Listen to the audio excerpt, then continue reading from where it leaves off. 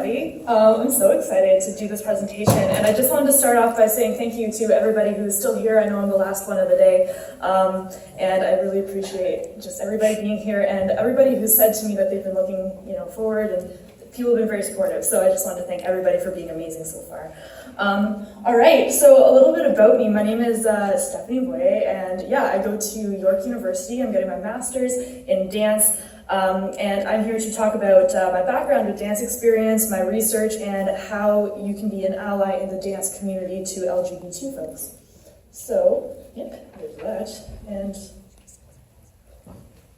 great. All right, so my research, I seek to understand the ways in which transgender individuals have resourced dance and performance as means to affirm identity. Interviews and oral history, that's part of my ethnographic lens that I'm looking at my research through, and the way and also this is a work in progress, and so this is my MA project. I'm 1 year in, and I still have 1 more year to go, so this is kind of what I have so far and where I'm going to continue going with my research. So I will speak more about the details on this through the rest of my presentation. Also in movement and mindfulness through gestures, and so kind of challenging and thinking about what is a masculine versus a feminine gesture and how does that influence the way we think about dance and movement. That's me. Dance is my therapy. It has been my thing that I kind of say at the beginning of a lot of my papers and talks is dance has been my best friend, therapy, and medicine throughout my entire life.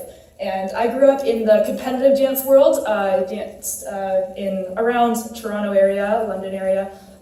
That's me winning overall soloist at a competition, fist pumping when I was like 50 pounds lighter. And yeah, so that is, there's that. So, on to the topic, I guess, after my brag, I'm sorry. Dance has been my therapy, and the growth that happened at my studio has really influenced who I am and who I've become and what I've grown passionate about. I do identify as queer. I did identify as lesbian for a long time, but now my mind has opened up, and I think queer is just more open. So that I have found, like, going to the dance studio at the end of the day, I always found my problems would dissolve once I began to dance. And I think this is a familiar story for a lot of us. You learn confidence, community, discipline, expression, and teamwork through the art. I rely on this growth and the valuable lessons it has taught me as I face the challenges of everyday life. And so to me, movement therapy in every way makes sense. Moving on to the queer connection. So I am currently the director of a camp up north called Rainbow Camp, North Ontario. That's the co-director there with me. And so here we work very hard to create a community where all are welcome, where all of our youth can thrive. I'm a big believer in recreational therapy as well as dance therapy. And so in addition to being a dance person, I'm also a big camp person. And this will be my 10th summer working at a summer camp, my 3rd at Rainbow Camp. So I'm very passionate about that and helping youth to develop and grow into who they are, and as they discover their own identities. It's hard enough to be a youth, let alone to be queer, let alone to be figuring out something fundamental such as gender. And so that's, we have to work really hard to create community in this space so that our campers feel that they can try new things. So for the first time, campers often feel that they can be themselves, and people who are more confident naturally feel that they are able to take that step and try something for the first time. But when society is often telling you that you already don't fit in, how likely are these individuals to try something new? And so it is in this setting where, when they're among all of their peers who are also queer and have a similar experience of coming out to their parents, many of our campers have been come through their kids in care, so they have had to they were kicked out, to be blunt, of their houses when they came out to their parents. And so, and that's unfortunate, but these are the kind of backgrounds that we have, and we bring them all together, and we create this community so they feel safe, whether it's trying canoeing for the first time or dance and performance, which is a big thing at our camp, which I'll get into in a bit. And so it is at our camp where yes, we create the safe space, and the dance therapy starts to naturally occur once you give them the opportunity. So you see these performance outlets and movement outlets in areas such as our social dance. I myself had my first actual slow dance at Rainbow Camp, my first year working there, because every time when I was a kid, if there was ever a slow song come on in a social dance, I was like, oh God, a guy's gonna ask me, and then I would leave. And so that's something that, you know, I wasn't out yet, I didn't even know I was gay yet, but it was something that was so embodied in my, like, you can see the way my whole posture changes as I think about as it was when I was in high school. And so to consider that and to give these youth these normal experiences as they are, in a way that is safe. And so in the social dancing, and you can really see the youth kind of relax, and they're like, okay, I feel safe, and now I can try to be silly. There's that. Our talent show, where we have our campers, they really love drag, love it. And so we see them really grow throughout the week, and the talent show is on the last night, and so they feel confident working on their routines, and the performance therapy is instrumental in helping them to kind of push themselves outside their comfort zones. And of course, singing and dancing at campfire. These things seem like not as big a deal, you know, when you think about it, but then take a step back and you realize how profound these experiences can be. So the group that our campers, you know, maybe stand up and lead a song to is significantly smaller than the one we're in right now. But for some campers to stand up and lead a Repeat After Me song for the first time to a group of their peers, that can be a memory that they take with them for the rest of their lives, that they were able to do that, a small challenge, so they can then you know, conquer all the harder challenges that lie ahead. So, yes, and we have to make sure that there's a comfort. The comfort of being accepted equals the freedom to move.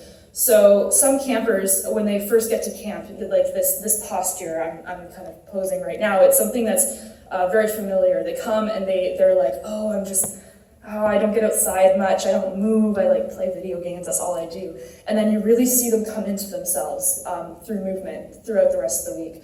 And whether that is the drag workshops they like to attend, or I do dance stuff, of course, that's my thing. But then there's, you know, or canoeing, or whatever it is that they're interested in, we really see them start to settle into themselves because they don't have to have their guard up. So once we allow that to kind of fall down, they can then have recreational experiences that allow them to grow. So this is important particularly for our transgender youth. All right, so our transgender youth actually make up most of our population of Rainbow campers who come and stay with us. The age demographic is between 12 and 18, and then our staff are anywhere. I have a staff member coming who's 60 this year, and I have a staff member who just turned 19. So it's a pretty wide range. So we got a lot of intergenerational stuff there, but the experience of coming out kind of unifies the group. So dysphoria, this is at the center of my research right here. What is dysphoria? And this is something that, unless you're, I don't know, I really want to, you know, make sure that we are on the same page. So here's a definition. Dysphoria is the feeling of dissatisfaction, anxiety, and restlessness kind of in your own body. With gender dysphoria, the discomfort with your body can be so intense that it interferes with your normal life. For instance, at school, work, or during school or social activities. And a friend of mine, he's transgender, trans male, and so he was born, what's it called? Assigned female at birth. And so later, when he finally got his top surgery, he said that his whole life, he just thought that was part of having breasts, was this pain in the middle of his chest. And he woke up from his anesthesia and probably all loopy and whatnot, but woke up and he realized that knot was there that he had ever since he was like a little kid. And so that is the manifestation of the dysphoria, that physical feeling of hate the way my body feels. This isn't me, this isn't how I identify. And so it's that physical discomfort that limits people to move. A lot of our campers feel really uncomfortable, well, trans people in general, just walking. And it might take them hours to get ready in the morning. to try to minimize this dysphoria they feel. It can, fluctuate day to day. So it could be more one day, less another day. But that feeling of just not belonging in your body. Yes. So, and this can often be difficult to identify. And so a lot of the times people will be diagnosed with like depression or anxiety, and other, they have troubled relationships all the time. And then once they kind of realize, oh, it's dysphoria, and then they come out as trans and they start to live as the way they identify, depression kind of starts to go away. And so does anxiety. It's really hard to pinpoint that that's what it is sometimes. And it really becomes evident in the way people carry themselves. Yes. So my research is central on the question, how can dance therapy help people experiencing gender dysphoria? So what can we do to help ease this discomfort that they're experiencing just for being who they are, and how do they go through this transition? So far, there's been one other scholar who's written about transgender people and dance therapy, and her research is based on adults, and it's an American study that she had done. But mine is, I'm going to be focusing on youth, and that's interesting to me because the youth are still kind of figuring out how they want to identify in so many ways, not just gender. And so you get to kind of be more playful and figure out, all right, well, what do you want? What do you like? What do you want out of life? On many levels, and it's a lot of fun. All right. So how do we answer this question, and what's the answer, essentially? Bodies can do amazing things. And that is kind of, that's my theory, and that's what I've observed. And so I do ethnographic observations, and so far, what I've noticed, and it's in a lot of written work as well, and because if somebody feels so uncomfortable in their body that it limits what they can do and what they are willing to try, if we do therapeutic movement and dance, and we really truly celebrate what the body can do rather than what it is, that is a much more healthy way of thinking, and you can connect the mind-body relationship. And because a lot of the time, I think all of us, not just transgender people, we feel disconnected. We feel that, I don't know, in my case anyway, like if I've gained weight, I'm like, oh my gosh, this isn't my body. What is happening? My clothes don't fit properly. And then it kind of it feels funny. And it takes a while to kind of start to feel comfortable again. But with these movements, sorry, I lost train of thought. But when you start to think about what your body can do rather than what it looks like, and try to flip the narrative, so it's my body is not me, but I am my body, and I will make it to be what I need it to be, and it's going to serve what I'm going to do. So, and through movement, we can help remedy this. Yes, really celebrating and goal setting. What do we want our bodies to do, and really accomplishing when you work hard and you're able to see that progress. And in order to take that step, we have to create safe and inclusive spaces, and that is why we see such profound results at Rainbow Camp. Great. All right, growth and transformation that we see at camp, and these are images. All of them actually are from the talent show. I wanted it to be a bit more mixed up. But so as you can see, you look at these groups of campers, and some of them are staff, and they don't seem self-conscious at all in these pictures. But I assure you, on the first day of camp, most of them are very, very closed off. And the class, and me and the other director, we laugh about this often, is that they will come and we say, oh, well, say something about yourself. Introduce yourself to the group.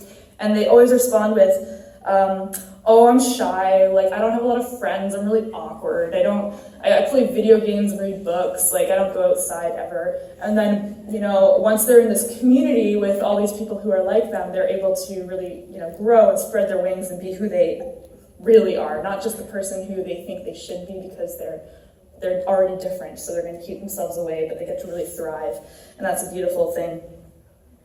So,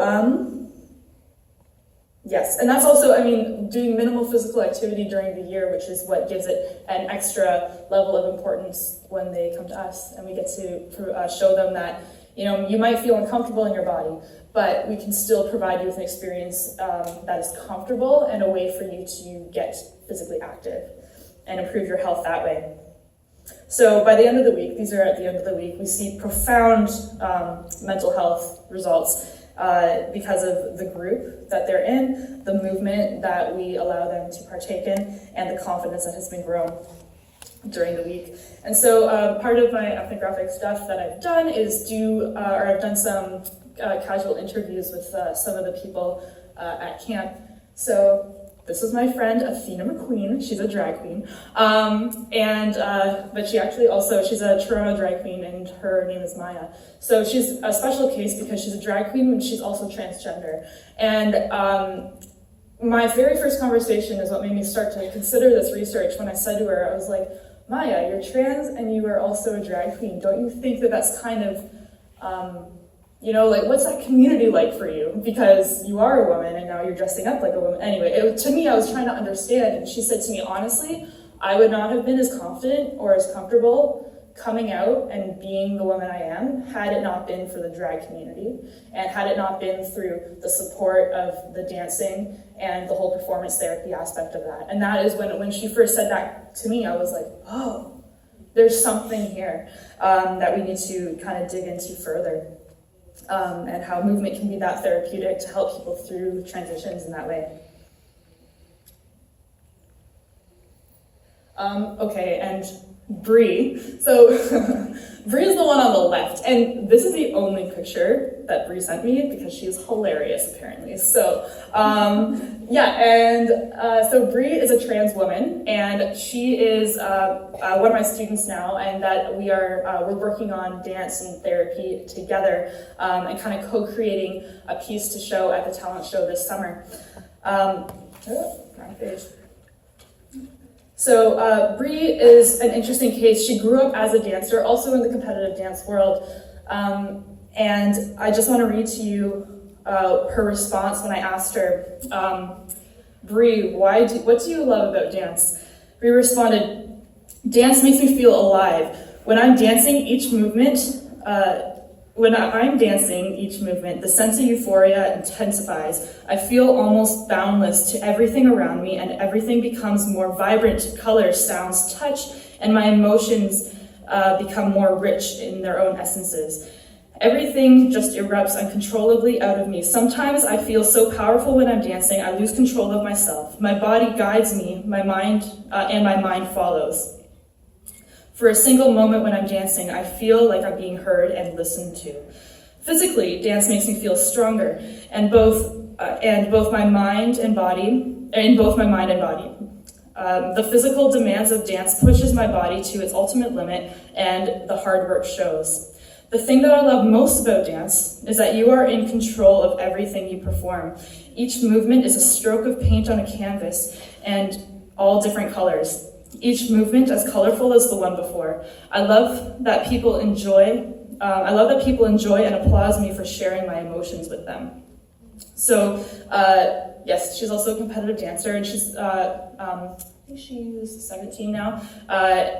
And from the competitive dance, she no longer dances because this past summer, summer 2017 in Toronto, Ontario, she was asked to no longer be a part of her dance studio because of her transition.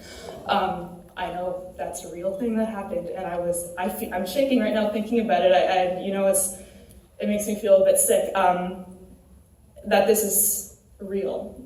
And so after that beautiful illustration, and I asked her, what do you love about dance, Bree, after this? I didn't even know that had happened to her. I knew she stopped dancing, but I wasn't sure why.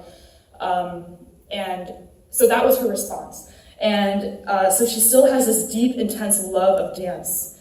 And the part that I now have kind of considered is finding a space for transgender bodies in the dance community, and allowing that space to be there.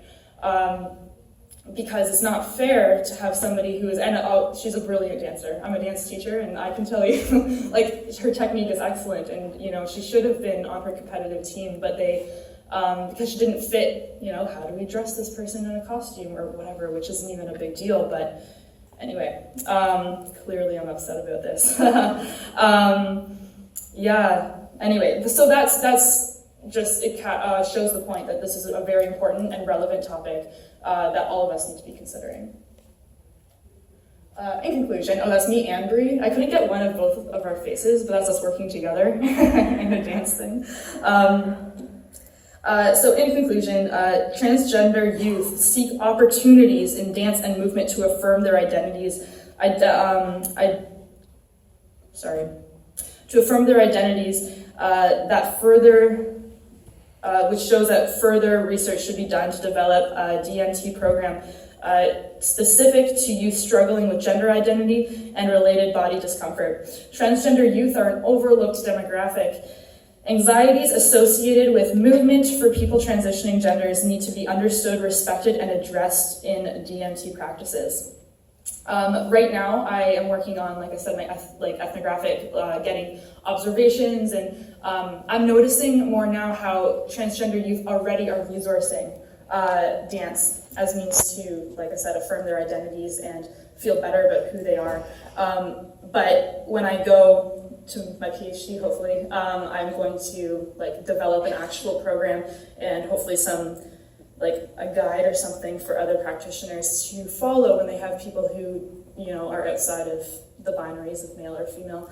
And so moving on just before, so this is the conclusion, but I want to open it up and what you can do. Everybody here is, dance practitioners, and this is, LGBT is something that's kind of, it's unavoidable, we're everywhere, whether people know it or not. So what can you do? And these are very simple fixes, and you'll see them everywhere once you start to notice. Avoid gendered language. So saying, hey, you guys, or thank you, ladies, for whatever, these kind of things that are just in our narrative all the time anyway. That's something very simple you can do, just to make somebody, you don't necessarily know how somebody identifies, but if you're addressing a group, that's something that you can do just to make everybody feel a bit more safe. And even if you're talking to a bunch of cisgender straight people, cis meaning not trans, so if you're talking to a bunch of people, people still definitely appreciate the fact that you're being mindful of other identities.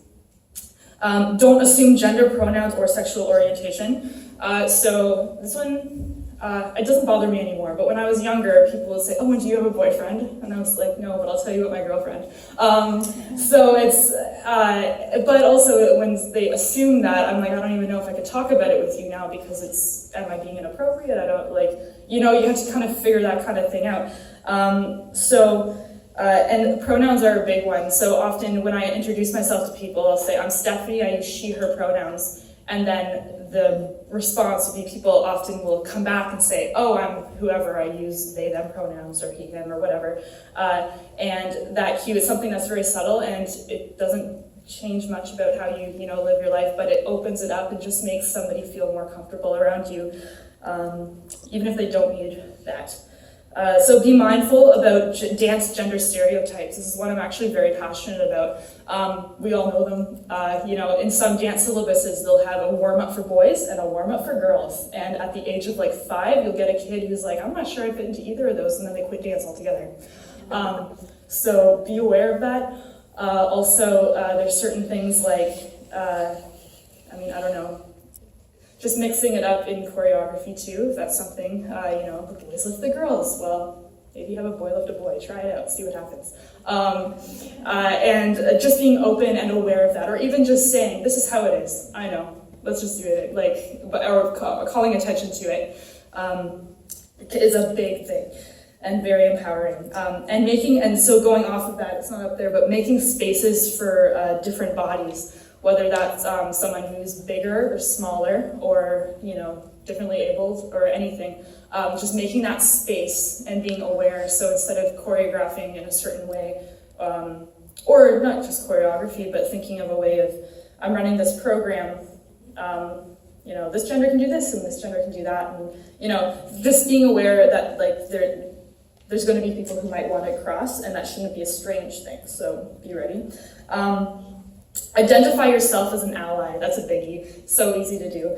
And just saying that you're an ally.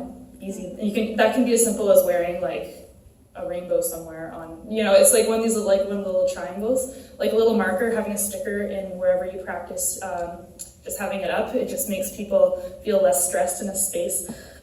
Listen and advocate. So people are the biggest experts on themselves. And so instead of telling other people what they need, listen to what they need, and then help them to achieve what they need. Don't be afraid to ask questions. That's a big one. People are always scared to say, oh, well, I don't know how, is that a boy or a girl? I don't know. Ask them. And the polite way of saying, like, how do you identify? What pronouns do you use? And people are so thankful when you do that rather than assuming, because chances are you're not the first person who's thought that about them and then assumed wrong, and then, feelings get hurt or whatever. So just asking. Don't be afraid to ask. People are very excited to tell you when you give them the opportunity. And lastly, know your own privilege. That's a big deal for everybody. And you have to be aware of where you're coming from. My perspective, I'm a cisgender female, and so in creating this program, I work with a bunch of transgender folks who are my peers, and like Bree, my student, and I work with them to tell them, like, so they could tell me what that group needs, because I've never had to have that experience myself. So it's really important to know your privilege and then be willing to find out what you don't know, and be willing to admit that you don't know. And that's the best thing you can do. Great. Thank you. We're running out of time. I know that we have a ton of questions, but we don't have a lot of time, so maybe 2 or 3 quick questions, but I have a million questions for you right now, so I'll speak with you later. Please go ahead with questions, but I will have questions for you later. Okay. But yes, of course, I want some questions for the public.